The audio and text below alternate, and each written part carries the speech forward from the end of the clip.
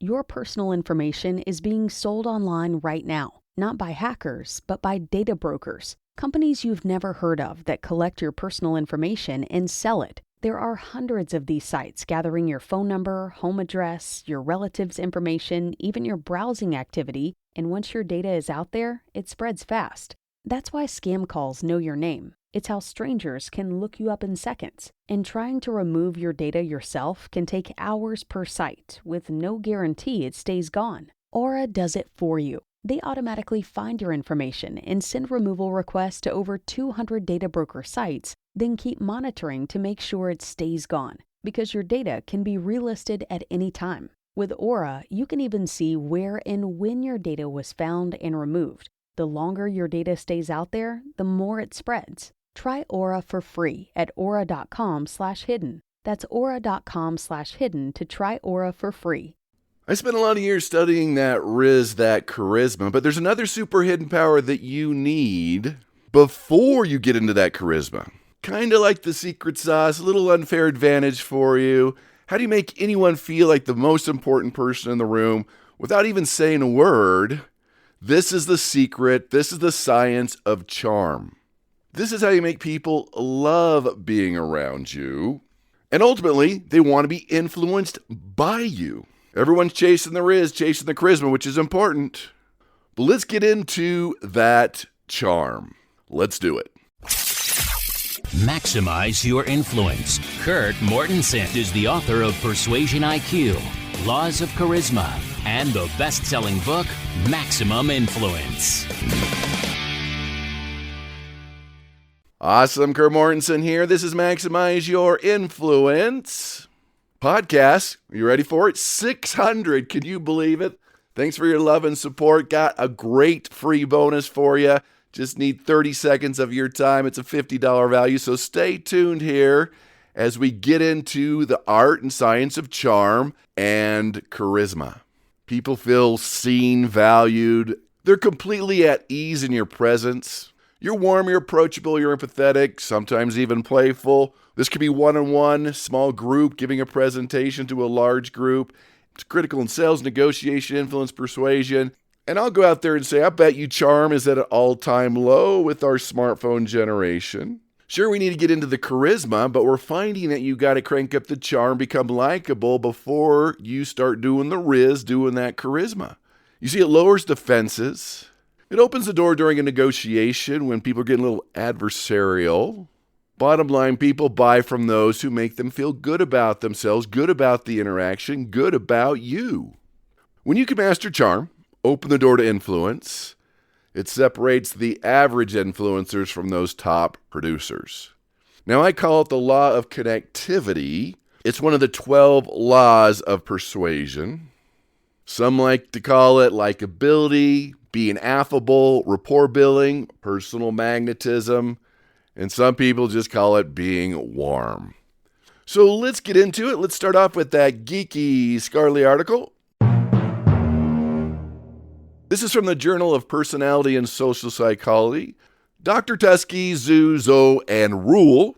I'll put the link at maximizeyourinfluence.com. It'll also be in your email link. Make sure you subscribe to the email at maximizeyourinfluence.com, and you'll get all the updates, all the specials, and get notified when the podcast is released. So what's interesting about this article, it kind of shifts from charisma. And a lot of people will say, okay, charm, charisma, they do go hand in hand, and there's some truth to that.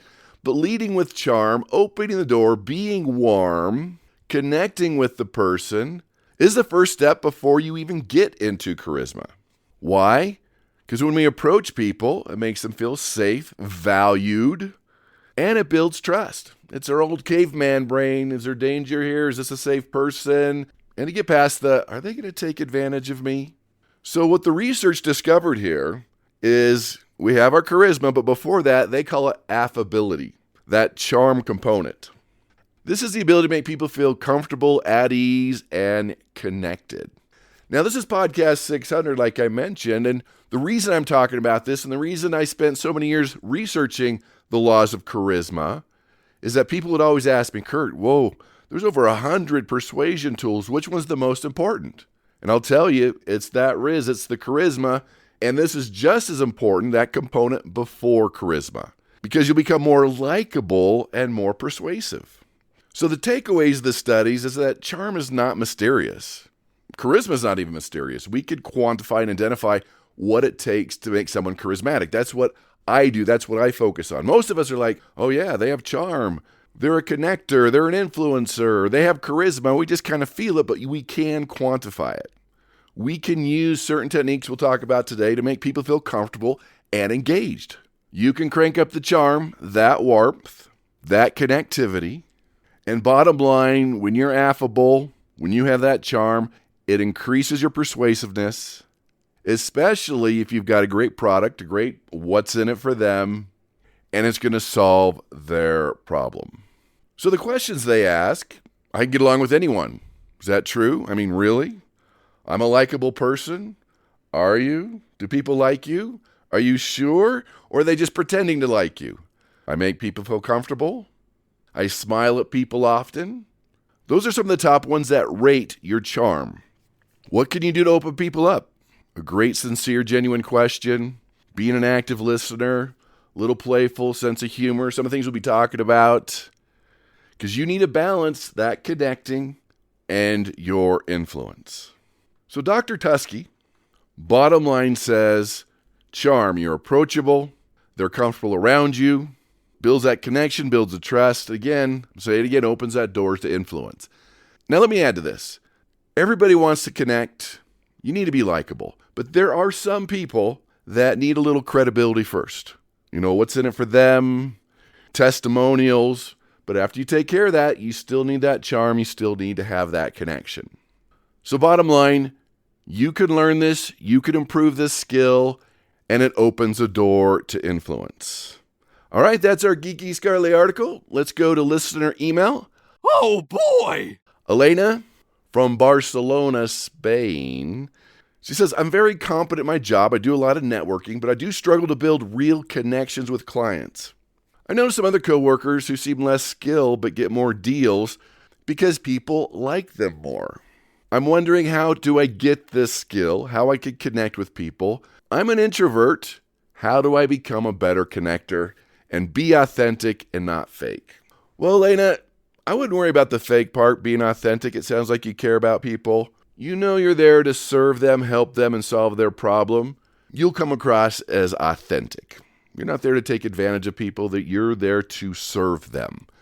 So let's talk about this, ways to apply this. Add a little charm before we get into that riz, that charisma. Remember last year, one of the new words of the year in the dictionary is riz. That is a thing, not just making it up. It is there. Check that out. So let's get into it. Some general application, and this is easy. Let me define easy. Something you can do, something you can master, something that you can get better at. So the first one is compliments. How much does a compliment cost? It's free, and it really connects you. Who doesn't love a great compliment? It gets them to like you more. They feel more valued. They're seen. You understand them. It lowers their defenses, and it triggers those emotions, which we know emotions are always more persuasive than logic. If you remember Oprah, but she could connect with anybody. She had those heartfelt compliments. She turned these guarded guests to reveal almost anything. The studies are clear. When you compliment, it increases compliance compared to neutral interactions. It's that simple. How do you do this? Remember to praise. It's free. How can you compliment? Now make sure it's sincere. Make sure it's speedy, as soon as possible. Not the next week, the next month. When they do something, try to praise as soon as possible. And the most important one is specific. Hey, good job. You're awesome. You're a great person. All right, better than nothing, but no, make it sincere.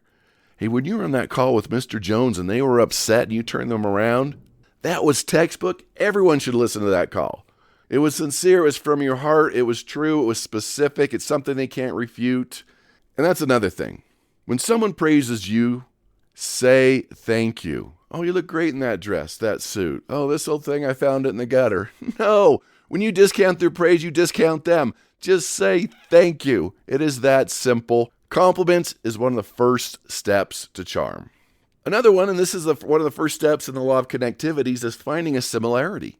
This sparks the relationships. We like people that are like us, that are similar to us. People like and trust those that are like them. Now, can you find something in common with everyone you meet? Yeah, I mean, sometimes it's tough, right? You have to say, oh, well, we're both human, we're both breathing air, but hopefully you can find something. Where are you from? Where you went to school? One of your habits, you have children in soccer, just something. You can't have a relationship, you can't crank up your charm unless you find something in common. Again, this is what sparks the relationship. Now make sure it's something relevant. Oh, really? You're a Gemini too? So am I. If they don't care, if they don't know, not going to help you. It has to be something they care about, something relevant, and something positive. Really? You're a convicted felon too? So am I. Where did you serve your time? Probably not going to build a lot of trust in a business relationship. Now, if you're robbing a bank, that might help, but not in a true business situation. So background, hobbies, find something in common in the first couple of minutes. Bottom line, here's a study. When you found something in common, agreement went from 55% up to 90%. That's a 35% jump for a few minutes of your time. Now, you want some charm, you want to connect, you want to make them feel comfortable. We've heard about mirroring and matching. So you can mirror their body language, their pace, their tone. Basically what mirroring does, it accelerates rapport, accelerates charm. It's going to happen naturally, you're just speeding it up. In fact, a college professor's like, that's woo, that doesn't work, but would go to a few restaurants, pick someone about 10 feet away and would mirror them. They take a drink, the professor would take a drink. Take a bite, wipe with a napkin, right? The whole drill. Ultimately, a person would come over and say, do I know you? You seem very familiar to me. Now, again, this has to be below the radar. Otherwise, it'll have the opposite effect. So you can vary body language, their rate, their voice. But a lot of people realize, too, is mirror their energy. If it's Monday morning, they haven't had their coffee, you're like, oh, I have to be enthusiastic. I want to be influential. If they're at a 1 and you're at a 10, it's a great day. How you doing? So good to see you. That's a disconnect. Mirror their energy and bring them up. Mirror their mood and bring it to a better mood. Whatever it is, there are other things you can mirror. Voice, body, moods, energy are all different things that you can mirror. Interesting study by Dr. Maddox. This was during a negotiation with MBA students. The MBA students who mirrored closed 67% of the time. The ones that didn't mirror only closed 12% of the time. I'm telling you, it works. You need to implement. You have to crank up that charm, that connectivity, that likability, that affability. Here's one. You stink at it. You're in denial. Listening. You want someone to like you, just listen. Plus, the bonus, they'll tell you everything you need to know to persuade them. Elena asked about being an introvert. Did you know that introverts are actually now more persuasive than extroverts? They're better listeners. They're better at reflecting. They're active listeners. Our brain's not wired to listen. We want to say something. We want to insert something. We have to express it before we forget about it. Just write it down. That's what I do. Piece of paper, so simple.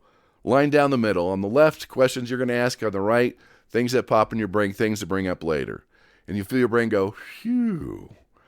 That's one of Dale Carnegie's skills in Think and Grow Rich. That's what Warren Buffett, the famous investor, swears by, is becoming a great listener. It's a great persuasion tool. And don't start phubbing. We've talked about phubbing before on the podcast. If you haven't heard it, go back to the archives at maximizeyourinfluence.com. Pretty simple. Phubbing is when your computer or your cell phone dings or buzzes and you lose eye contact to see who it is, what it is, right? That dopamine hit that you want, but you've just told the person, this is more important than you. I'm going to take this, and there is a big disconnect there.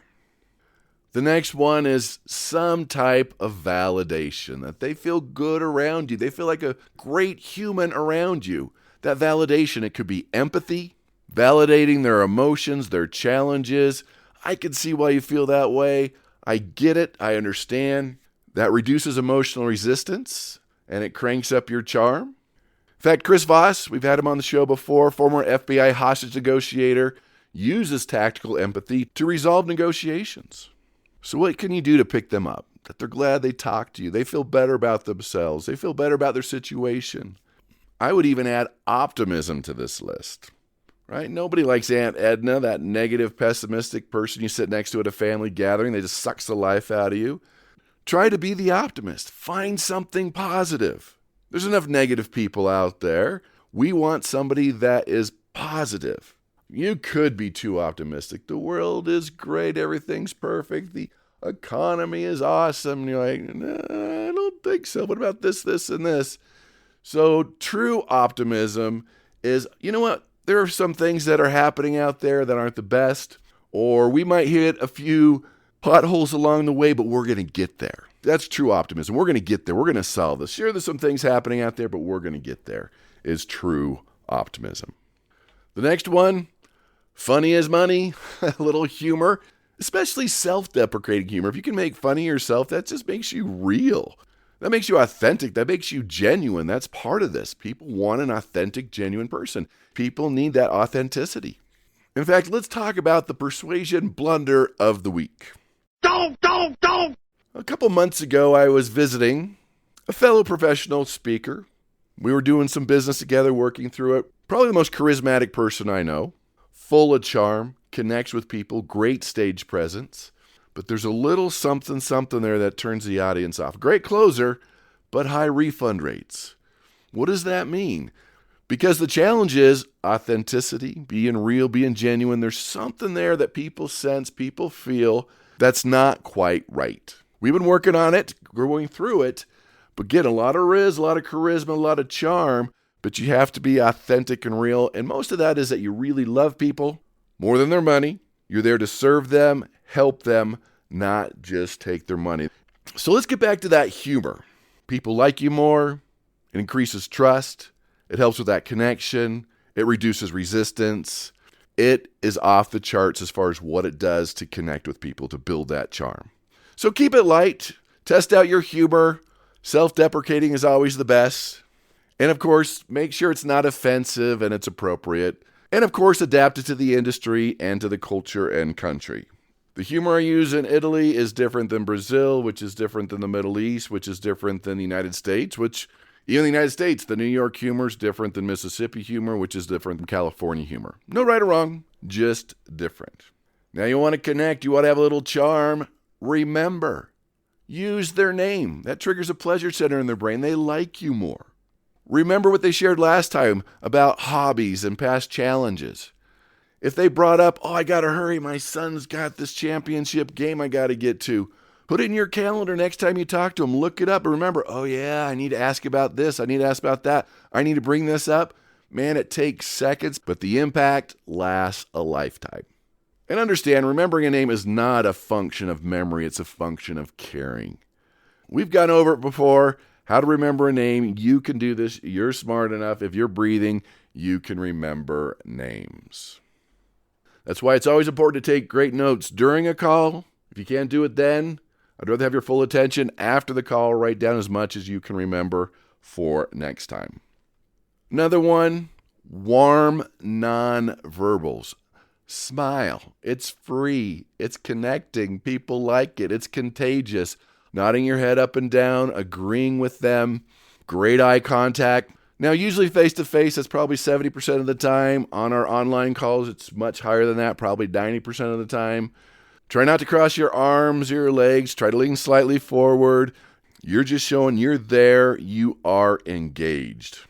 Maybe you need to go back and look at that Zoom call that was recorded. Are you coming across as warm, engaging? Hey, we talk about smiling. I'm guilty. I was diagnosed a few years ago with RBF.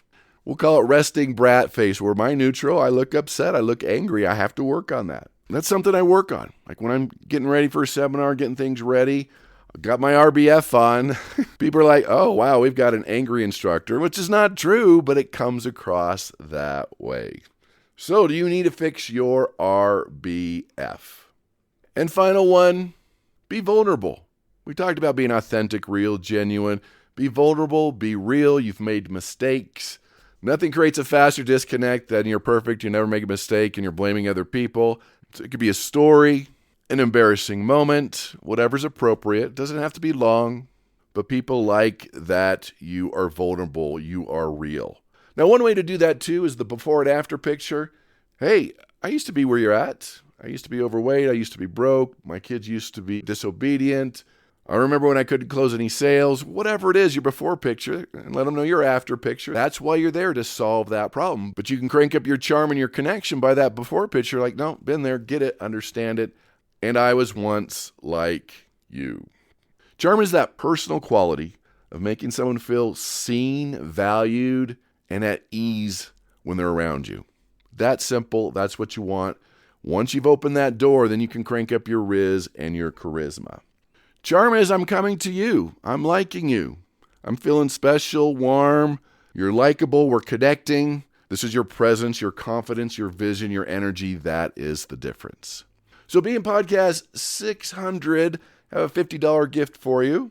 All you have to do is leave a review on Spotify, Audible, YouTube, iTunes. If you don't know what to say, you could AI it, use your artificial intelligence, read it, make sure it's true, post it. Take a picture, send it to me at maximizeyourinfluence@gmail.com, or a social media post, take a picture, leave a comment. Love it. I'm going to give you 111 sales hacks.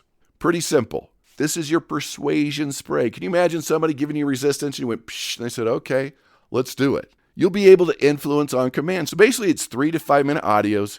Here's the tool. Here's the science. Here's how you apply it. You'll learn a new tool every day. I will send it to you. I will give it to you. Just send it to me. maximizeyourinfluence@gmail.com.